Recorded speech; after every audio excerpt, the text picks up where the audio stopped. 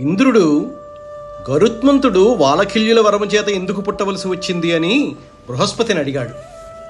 ఇంద్రుడు కశ్యప ప్రజాపతి కుమారుడు. కశ్యప ప్రజాపతికి అదితి అనే భార్య యందు పుట్టినవాడు ఇంద్రుడు. వినత కద్రువ పిల్లలను కోరుకున్నప్పుడు కశ్యప ప్రజాపతి దైవానుగ్రహం కోసం పుత్రకామేష్టి యాగం చేశాడు. ఆ యాగానికి వాలఖిల్యులు ఇంద్రుడు కూడా వెళ్ళారు.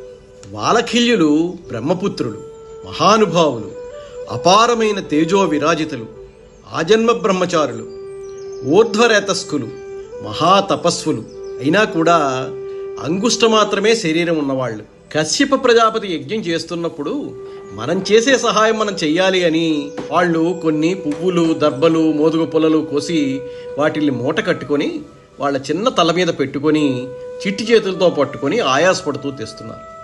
ధర్మం కోసం వాళ్ళు ఆ పని చేస్తున్నారు. ఇంద్రుడు పెద్ద దర్భల కట్ట, పెద్ద సమిధల కట్ట భుజం మీద తల మీద పెట్టుకొని వెళ్తున్నాడు. ప్రక్కనే వెళుతున్న తలల మీద చిన్న మూటలు పెట్టుకుని వాలఖిల్యుల్ని చూసి అభినందించకపోగా వాళ్ళని గేలి చేసి నవ్వాడు.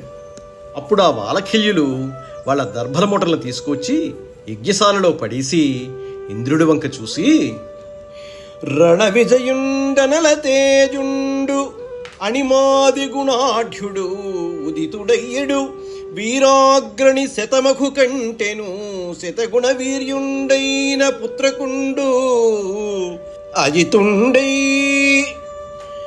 యుద్ధంలో ఎప్పుడూ విజయం పొందేవాడు, అగ్ని యొక్క ప్రకాశం కలవాడు, అణిమాది గుణాల సంపద కలవాడు, వీరులలో అగ్రభాగాన ఉండేవాడు, ఇంద్రుడి కంటే 100 రెట్లు బలం కలవాడు అయినటువంటి మహానుభావుడొకడు ఈ పుత్రకామేష్టి వలన కశ్యప ప్రజాపతికి ఉదయించుగాక అని వాలఖిల్యులు అన్నారు. అష్టసిద్ధులు అణిమ, మహిమ, గరిమ, లఘిమ, ప్రాప్తి, ప్రాకామ్యం, ఈశత్వం, వసిత్వం ఈ 8 అష్టసిద్ధులు అంటారు.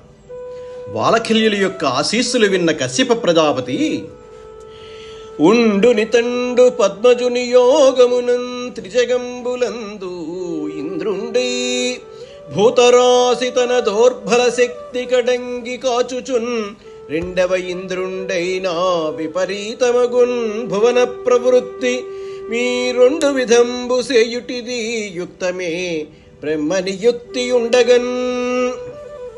ఈ ఇంద్రుడు తన భుజబల శక్తితో లోకాల్లో ఉన్న ప్రాణులన్నింటినీ కాపాడుతున్నాడు. అతను ఇంద్రుడు అని చతుర్ముఖ బ్రహ్మగారి నిర్ణయం చేశారు. దానిని శతధా అంగీకరించవలసిందే. ఒక ఇంద్రుడు ఉంటూ ఉండగా మళ్ళీ మరో పుట్టబోయే పిల్లవాడిని ఇంద్రుని చేస్తే బ్రహ్మగారు నొచ్చుకుంటారు కదా. ఇలా ఎవరిని పెడితే వాళ్ళు ఇంద్రుణ్ణి చేసేస్తే లోకంలో ఇంతమంది ఇంద్రుడు బయలుదేరితే ఏ ఇంద్రుడు ఏది చెయ్యాలనే విషయం పరమేశ్వరుడికి ఎంత ఇబ్బంది. కాబట్టి ఇతన్ని ఇంద్రుడిగానే ఉండనిద్దాం, కానీ మీ వాక్కు వృధా కారాదు. కాబట్టి ఈ పుట్టబోయే పిల్లవాడు పక్షులకు ఇంద్రుడవుతాడు. ఇతని శరీరం పక్షి శరీరమైనా ఇతన్ని ఇంద్రుడు కూడా గెలవలేడు, ఇన్ని గుణాలతో ఉంటాడు అని కశ్యప ప్రజాపతి అన్నాడు. ఆయన మాటల్ని వాలఖిల్యులు అంగీకరించారు. మహానుభావులు, ఉత్తములైన వాలఖిల్యుల కోపం క్షణంలో పోయింది. అందుకే వారు కశ్యప ప్రజాపతి చెప్పిన మాటను పరమ సంతోషంగా అంగీకరించారు. కాబట్టే బృహస్పతి ఇంద్రుడితో చెప్తూ, ఆ వస్తున్నవాడు గరుత్మంతుడు సామాన్యుడు కాదు, వాణ్ణి నువ్వు గెలవలేవు అని చెప్పాడు. గరుత్మంతుణ్ణి తను గెలవలేడు అనే విషయం ఇంద్రుడికి తెలిసినా కూడా అమృతాన్ని రక్షించవలసిన బాధ్యత తన మీద ఉంది కాబట్టి దాన్ని రక్షించే ప్రయత్నంలో అమృత రక్షకులను పిలిచి, మీరందరూ అమృత భాండానికి రక్షకులుగా ఉండి గరుత్మంతుడితో యుద్ధం చేయండి అని చెప్పి తాను కూడా యుద్ధానికి బయలుదేరాడు.